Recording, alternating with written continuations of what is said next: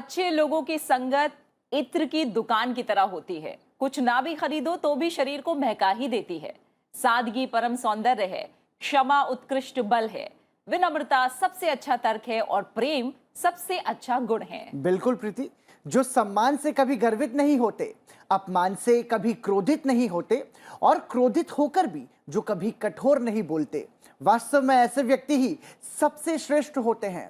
सरलता सबसे कठिन है। हम कोशिश करें कि हम जीवन में सरल बने, सहज बने। हेलो इंडिया, मैं हूं पराक्रम सिंह शेखावत। हेलो इंडिया, मैं हूं प्रीति।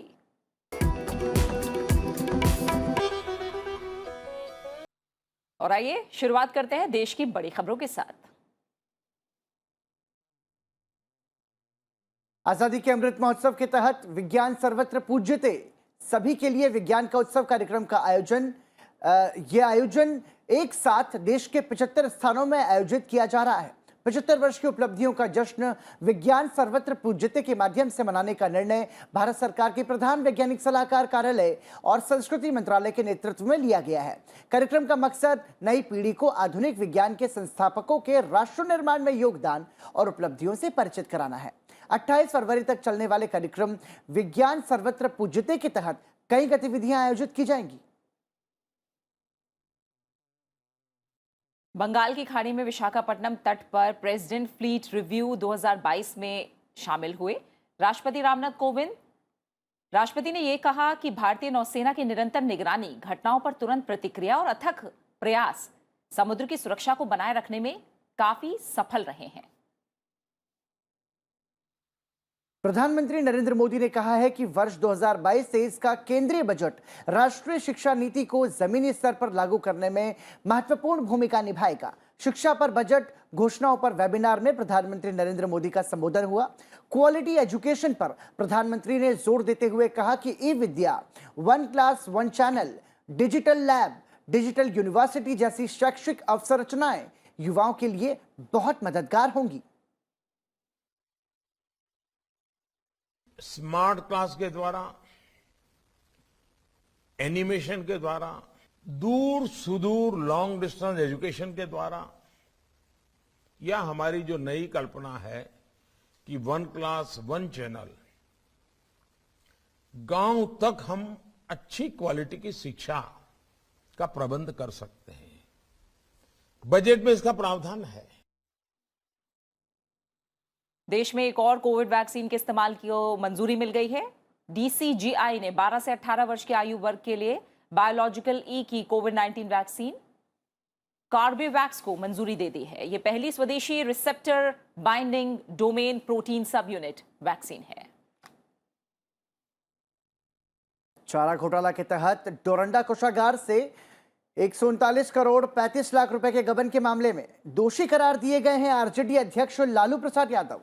विशेष सीबीआई अदालत ने दोषी लालू प्रसाद यादव को 5 साल कैद और 60 लाख रुपए के जुर्माने की सजा सुनाई है।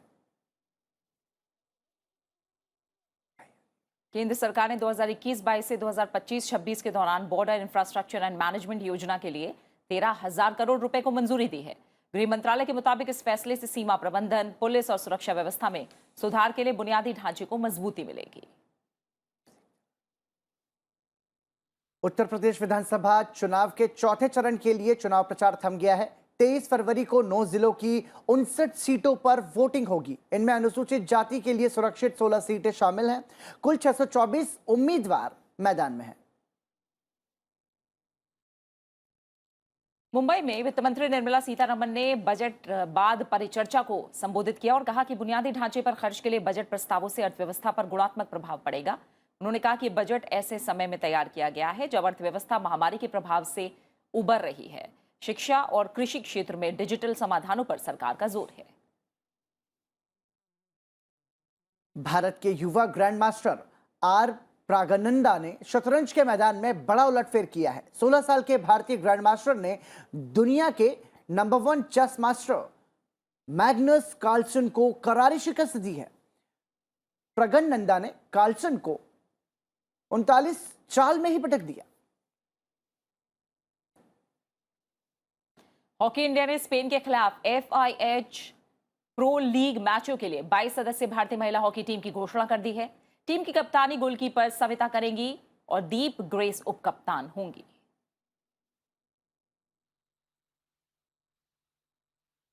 और आइए अब नजर राज्यवार सुर्खियों पर।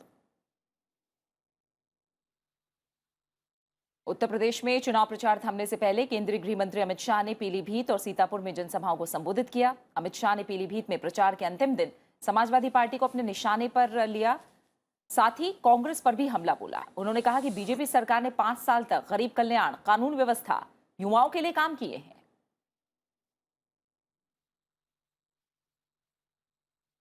मणिपुर विधानसभा चुनाव के लिए प्रचार तेज हो गया है। राज्य विधानसभा चुनाव में इस बार कुल 265 उम्मीदवार मैदान में हैं, जिसमें से केवल 17 महिलाएं चुनाव लड़ रही हैं। मणिपुर में महिला मतदाताओं की संख्या पुरुष मतदाताओं की तुलना में ज्यादा है। मणिपुर में महिला नेताओं का कहना है कि जब तक महिलाओं के लिए सीट आरक्षित नहीं की जाएंगी, तब तक उनकी उपयुक्त राजनीतिक भागीदारी सुनिश्चित नहीं हो पाएगी। केंद्रीय मंत्री अनुराग सिंह ठाकुर ने बांदा में समाजवादी पार्टी पर निशाना साधा। उन्होंने कहा कि समाजवादी पार्टी उत्तर प्रदेश में 100 का आंकड़ा भी नहीं पार कर पाएगी और 10 मार्च के बाद हार का ठीकरा ईवीएम पर फोड़ा जाएगा। उत्तर प्रदेश के मुख्यमंत्री योगी आदित्यनाथ ने हरदोई में चुनाव रैली को संबोधित करते हुए कहा कि बीजेपी जनता के सुख दुख की साथी है, इसी वजह से पार्टी को जनता का आशीर्वाद मिल रहा है। साथ ही उन्होंने विपक्ष पर गलत प्रचार करने का आरोप भी लगाया।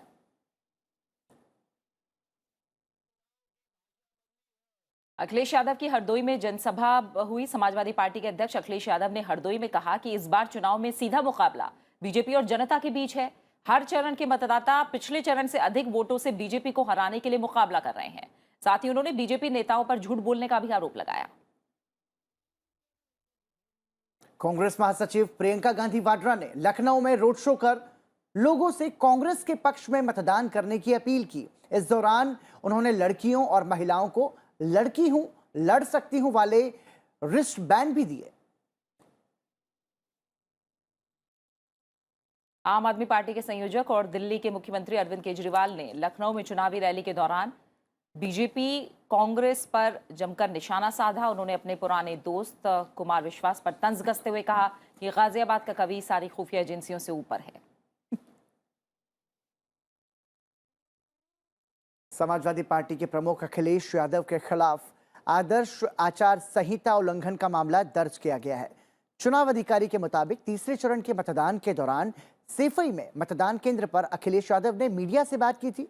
इसका वीडियो सोशल मीडिया पर वायरल होने के बाद मामला दर्ज किया गया है। केंद्रीय मंत्री नितिन गडकरी ने मणिपुर में चुनाव प्रचार के दौरान कांग्रेस पर निशाना साधा। उन्होंने कहा कि आजादी के बाद प्रदेश में जितनी भी सरकारें बनी, किसी ने विकास को कोई प्राथमिकता नहीं दी।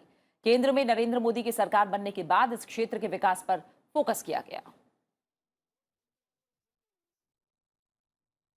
कांग्रेस नेता राहुल गांधी ने इंफॉल में बीजेपी पर जमकर निशाना साधा। उन्होंने कहा कि बीजेपी खुद को श्रेष्ठ दिखाने की कोशिश करती है, लेकिन उन्हें विनम्रता में विश्वास है। साथ ही उन्होंने बीजेपी पर वादा खिलाफी का आरोप लगाते हुए जनता से सवाल पूछने की अपील की। आंध्र प्रदेश के उद्योग और सूचना प्रौद्योगिकी मंत्री मेकापति गौतम रेड्डी का हैदराबाद में दिल का दौरा पड़ने से निधन हो गया है। वो 50 वर्ष के थे। गौतम रेड्डी दुबई एक्सपो में शामिल होने के बाद हाल ही में हैदराबाद लौटे थे। गुजरात में ऑनलाइन कक्षाएं बंद करने के फैसले के बाद कल से सभी स्कूल एक बार फिर खोल दिए गए हैं। स्कूलों में कोविड-19 संबंधी दिशा निर्देशों का सख्ती से पालन किया जा रहा है। छात्रों का मास्क पहनना भी अनिवार्य किया गया है। गोवा में कक्षा 1 से 12वीं तक के स्कूल फिर खुल गए हैं। हालांकि अभी छात्रों के लिए यूनिफॉर्म को अनिवार्य नहीं किया गया है। कोविड-19 महामारी की वजह से लंबे समय बाद स्कूल परिसरों में लौटे विद्यार्थियों में उत्साह देखने को मिला। केरल में भी कल से सभी कक्षाओं के स्कूल खोल दिए गए हैं। यहाँ स्कूलों में साफ सफाई और कोविड प्रोटोकॉल का सख्ती से पालन किया जा रहा है। वहीं कुछ स्कूलों में मिड डे मील भी शुरू कर दिया गया है। जम्मू में कक्षा 1 से लेकर 8वीं तक के छात्रों के लिए स्कूल खुल गए हैं। हालांकि पहले दिन स्कूलों में उपस्थिति कम रही। स्कूलों में कोविड प्रोटोकॉल के पालन के साथ बच्चों के स्वास्थ्य की निगरानी भी की जाएगी।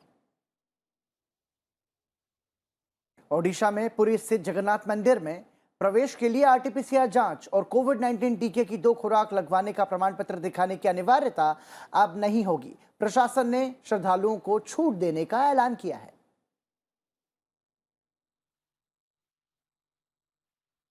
और आइए अब बात करते हैं बड़ी अंतर्राष्ट्रीय खबरों की।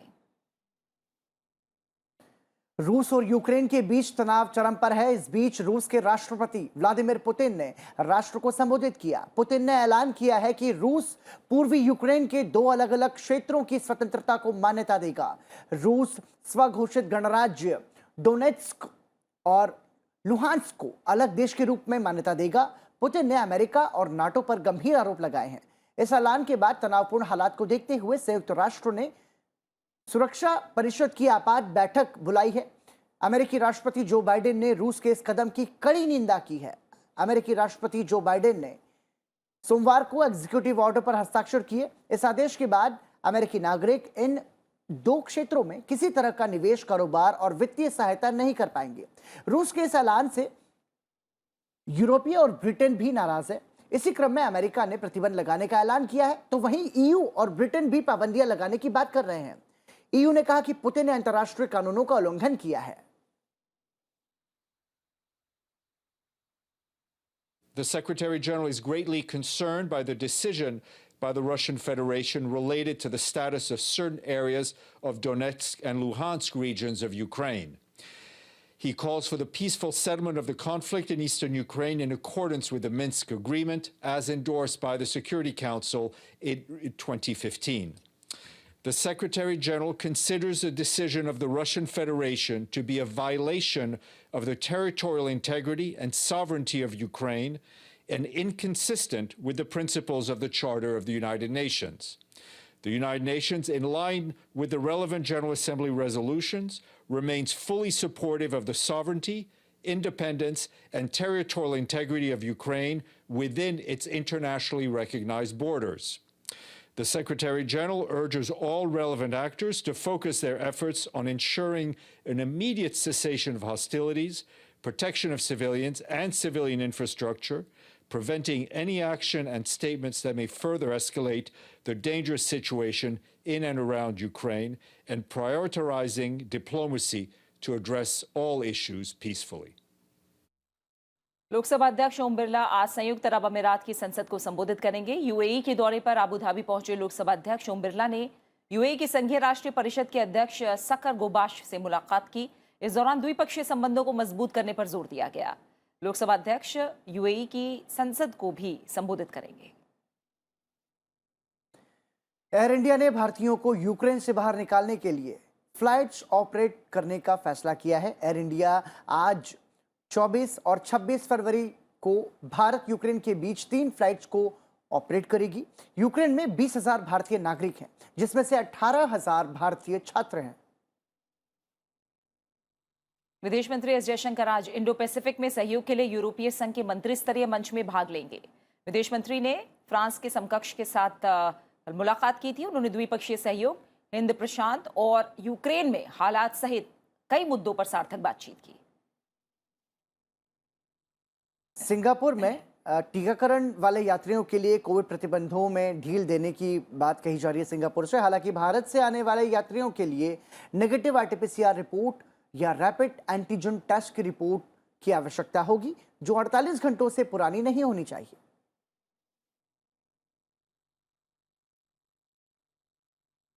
और आइए अब एक नजर डालते हैं आज की गतिविधियों पर। आज राष्ट्रपति रामनाथ कोविंद ऑनलाइन माध्यम से विज्ञान सर्वत्र पूज्यते का उद्घाटन करेंगे। अंतर्राष्ट्रीय मातृभाषा दिवस समारोह में उपराष्ट्रपति एम वेंकैया नायडू आज शामिल होंगे। इस समारोह का आयोजन विज्ञान और प्रौद्योगिकी मंत्रालय ने किया है। प्रधानमंत्री नरेंद्र मोदी आज मणिपुर और उत्तर प्रदेश में जनसभाओं को संबोधित करेंगे। साथ ही आज केंद्रीय ग्रामीण विकास और पंचायती राज मंत्री गिरिराज सिंह जीआईएस सम्मेलन में पब्लिक डोमेन में ग्रामीण कनेक्टिविटी जीआईएस डेटा जारी करेंगे।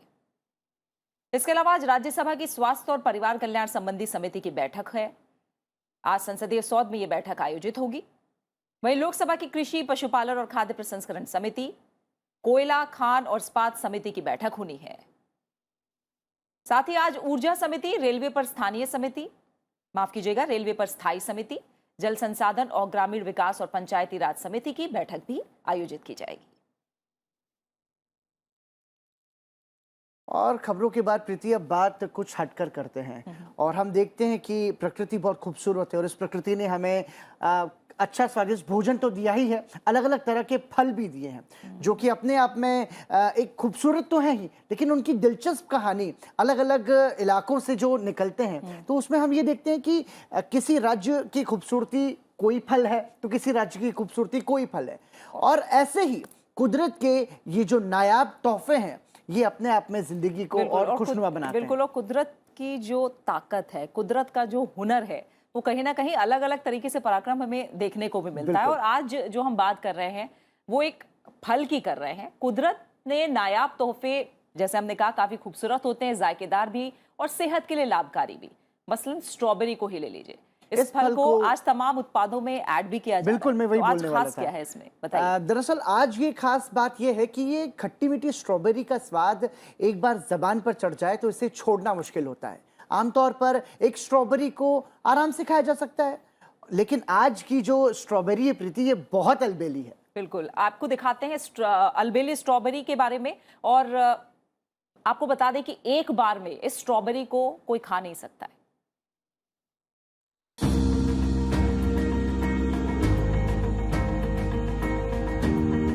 ये कोई साधारण स्ट्रॉबेरी नहीं है, ये आम स्ट्रॉबेरी से 5 गुना ज्यादा बड़ी है।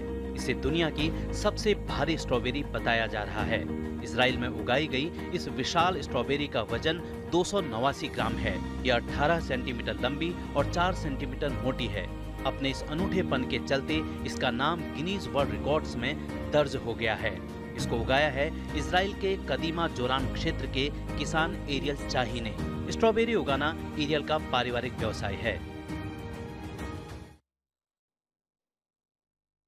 और फिलहाल रुक रहे एक छोटे से ब्रेक के लिए। 48वें खजुराहो नृत्य समारोह का आगाज हो चुका है, तो ब्रेक पर जाते जाते आपको समारोह से नृत्य की कुछ सुंदर प्रस्तुति दिखाते हैं। बिल्कुल, और ब्रेक के बाद जब लौटेंगे तो बात करेंगे आज की तारीख से जुड़े इतिहास की। तो बने रहिए हेलो इंडिया के साथ।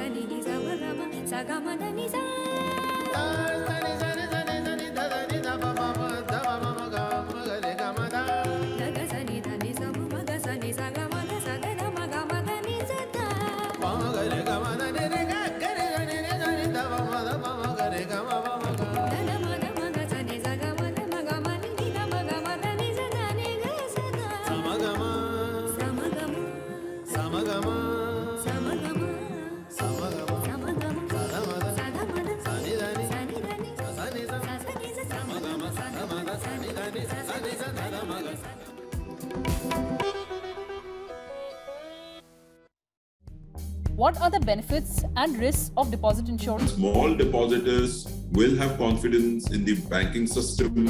It is these small depositors who suffer the maximum. It's a very elaborate mechanism which has been put in place in the country over the years. So far, it was only for the commercial banks, but now it will be for the cooperative banks also.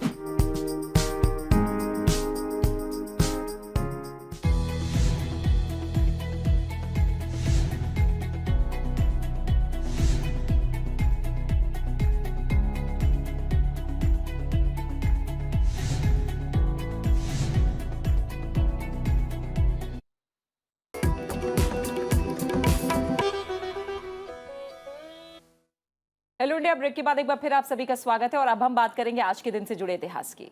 आइए जानते हैं आज के दिन से जुड़े इतिहास के बारे में और आपको बताते हैं कि इतिहास के पन्नों में 22 फरवरी के नाम क्या खास घटनाएं दर्ज हैं।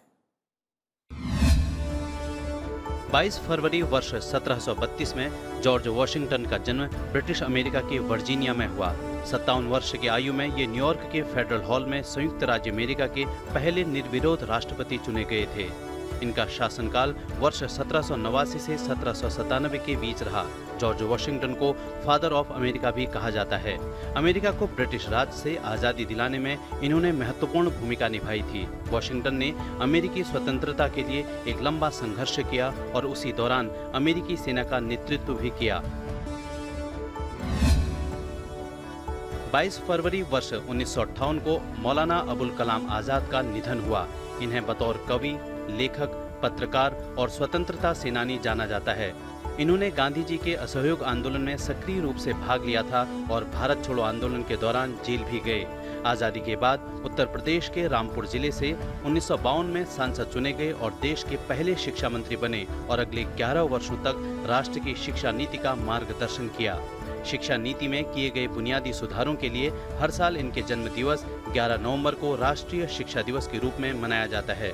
वर्ष 1992 में भारत सरकार ने इन्हें मरणोपरांत भारत रत्न से सम्मानित किया। और इतिहास के बाद आइए अब आपको बताते हैं एक पॉजिटिव स्टोरी। प्रीति कहते हैं कि कला की कोई सीमा नहीं होती और कला को किसी भी रूप में ढाला जा सकता है। जिस तरह विज्ञान और तकनीक हर रोज प्रगति कर रही है, उसी तरह कला के क्षेत्र में भी निरंतर नए इनोवेशंस हो रहे हैं, लगातार नए प्रयोग हो रहे हैं। बिल्कुल, और कलाकार जो अपनी क्रिएटिविटी है और अभिव्यक्ति है उसे दिखाने के लिए नए जरिए भी तलाश रहे हैं और इसी फेरिस्त में अब स्क्रैप आर्ट भी जुड़ गई है। आज स्क्रैप आर्ट के जरिए बेकार हो चली वस्तुओं को आर्ट में तब्दील किया जा रहा है।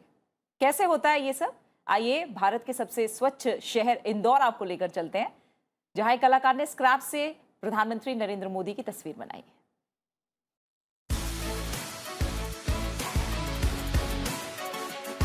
ये हैं मध्य प्रदेश के रहने वाले सुनील व्यास। सुनील स्क्रैप को कला का रूप देते हैं। इन्होंने रद्दी से प्रधानमंत्री नरेंद्र मोदी की तस्वीर बनाई है।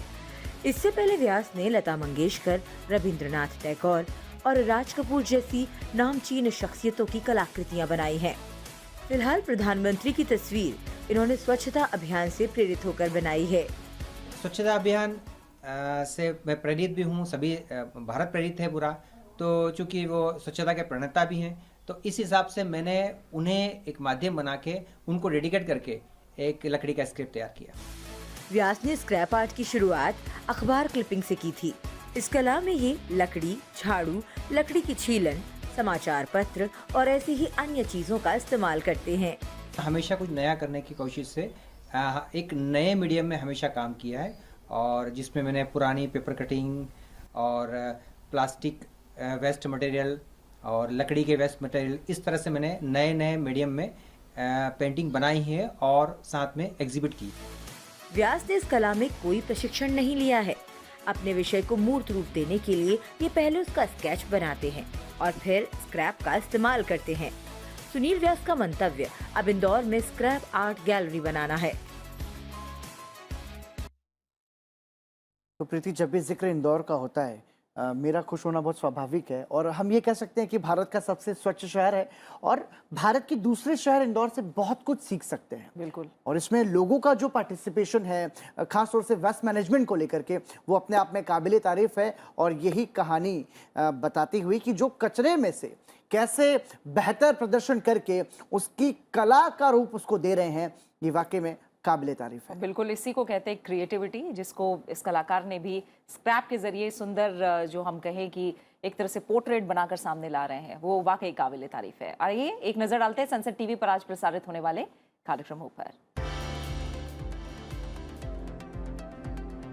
सुबह 9 बजे सनसेट टीवी पर आप देख सकते हैं द डिफेंडर्स और 9:30 बजे आप सनसेट टीवी पर देखिए ग्लोबल डिबेट। 10 बजे हमारा खास कार्यक्रम आजादी का अमृत महोत्सव। शाम 7 बजे समसामयिक मुद्दे पर चर्चा, मुद्दा आपका में। शाम 7:30 बजे सनसेट टीवी पर आप देख सकते हैं लोकतंत्र मेरी ताकत। और रात 8 बजे दिन भर की बड़ी घटनाओं पर आधारित हिंदी न्यूज बुलेटिन आज की खबर। 8:30 बजे English news bulletin the news और 9 बजे देखिए इकोनॉमिक सूत्र। रात 9:30 बजे सनसेट टीवी पर आप देख सकते हैं English discussion based programme perspective. और इसी के साथ फिलहाल हेलो इंडिया में इतना ही। अपना अच्छे से ख्याल रखिए और मुझे और पराक्रम को इजाजत दीजिए। कल आपके साथ फिर मुलाकात होगी ठीक 8 बजे सनसेट टीवी पर। नमस्कार। नमस्कार।